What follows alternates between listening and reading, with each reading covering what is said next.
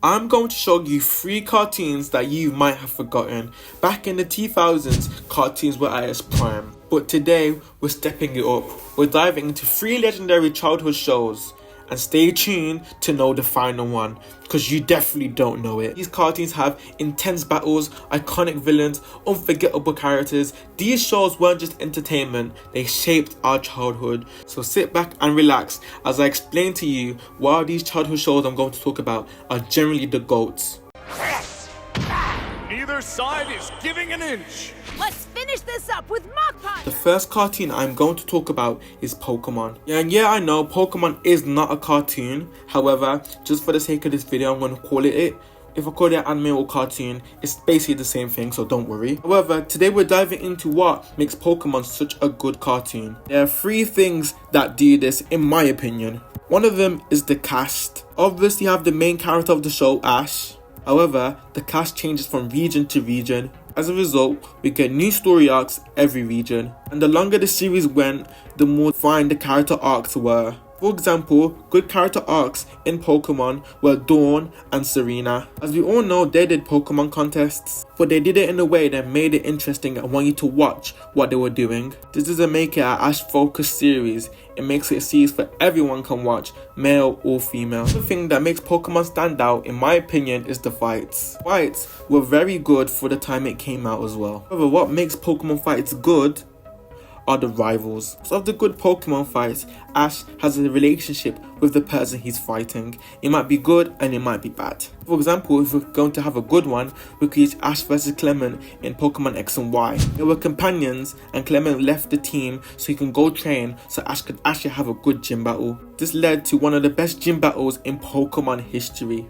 It had good animation, it had a good story arc, it fulfilled his role as a good gym battle. However, we all know we're not here for the good rivals, we're here for the bad rivals. I don't necessarily say bad, but you know what I mean, quote unquote bad.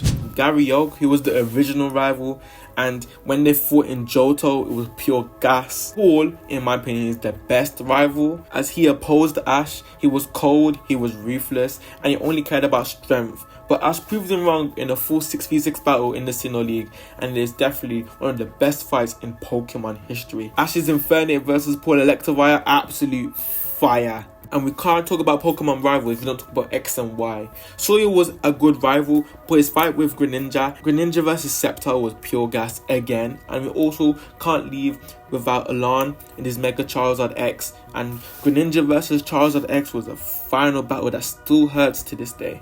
Also, kind of an underrated fight. People in Pokemon don't talk about this fight as much. Ash versus Kukui. That fight was so good. The animation was top tier. Pikachu finishing off Tapu Koko, yeah, just a chef's kiss. And you can't talk about good Pokemon fights if we don't talk about Ash versus Leon, the staple of goated Pokemon fights.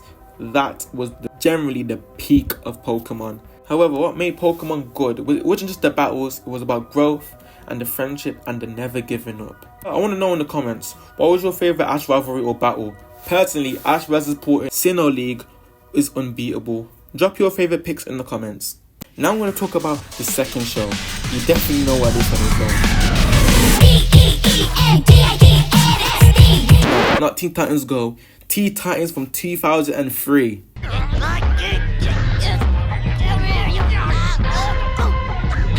I only turned the music up to drown out all the yelling. So Teen Titans from 2003 is a superhero show that defined team dynamics and storytelling in early cartoons. First, let's talk about the characters. We got Robin, who was the determined leader with serious Batman energy. You got Starfire, the sweet but insanely powerful alien princess. Cyborg, who was the heart of the team that always brings humor and tech genius.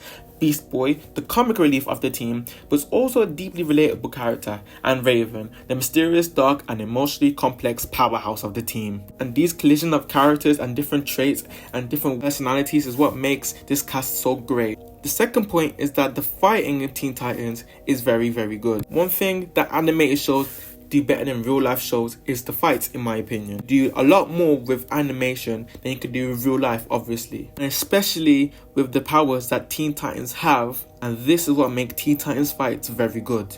Sometimes you don't know what to expect, and sometimes you kind of do. Everyone's moveset's different, However, they could all work together to do different combo moves or simply just jump the villain and save the day like that. However, the third point is its villains. Villains in Teen Titans are arguably its biggest strength. Slade, or Deathstroke, is one of the greatest animated villains ever. He didn't just fight the Teen Titans, he manipulated them, especially Robin.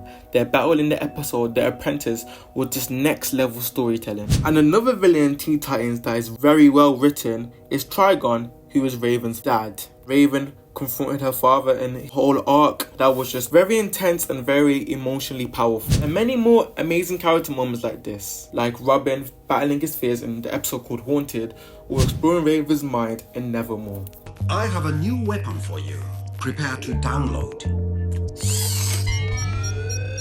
Today we're talking about Robotboy, an absolutely underrated gem that deserves way more love than it receives at the moment. The series follows Tommy Turnbull, a regular kid who ends up taking care of Robotboy. Robotboy wasn't just a machine, he wanted to be human. The dynamic between Tommy, Gus and Lola was great, but what made the show stand out was its villains and action sequences. In the show is Dr. Kamikaze, a classic evil genius, always cooking up wild inventions to capture Robotboy. And the thing I loved about Robotboy is Robotboy's super activated mode. Every time Robotboy went super activated, you knew things were about to go tough, bro. Like that guy when he transformed, oh my days. So to conclude, what made Robotboy such a good show with the dynamics between the cast, the villain that did typical villain stuff, and Robotboy's super activated mode. Oh, what was your favourite battle moment from Pokemon or Teen Titans or Robotboy? Or you could tell me any other shows you want me to talk about in the next part 4, which I won't spoil too much if the video does well, but we're gonna go into the serious cartoons next time. So hit that like button, subscribe and turn on notifications so you don't miss it. If you want to know other peak childhood shows, click the video here and you'll see what I'm talking about.